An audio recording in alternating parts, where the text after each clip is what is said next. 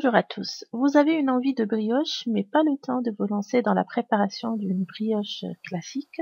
Cette recette est pour vous. C'est une brioche rapide qui ne demande pas de temps de pause ni de pétrissage. Elle est prête en 1 heure, cuisson et préparation comprises.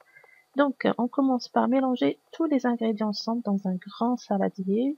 J'ai mis de la farine, j'ajoute la levure boulangère. On va mettre un œuf, le sucre vanille, j'ai mis 4 cuillères à soupe de sucre vanille. Je mets le beurre fondu, le sel.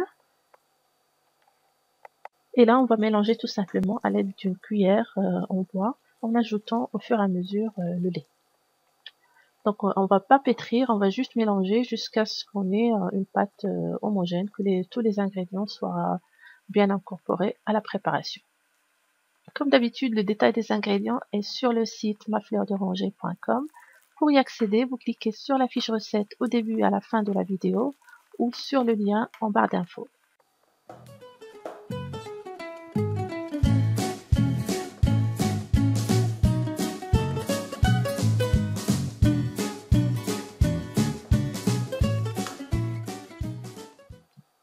À la fin, on obtient un mélange homogène, une pâte très collante, mais pas de panique, on va tout simplement la verser dans un moule habillé en papier sulfurisé pour éviter que ça colle.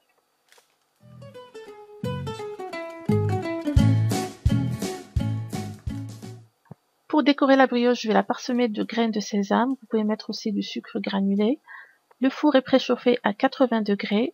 Je vais l'enfourner tout de suite pendant 20 minutes. C'est ce qui va permettre à la brioche de lever.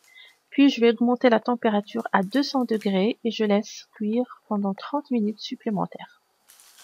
À la sortie du four, vous laissez tiédir avant de servir.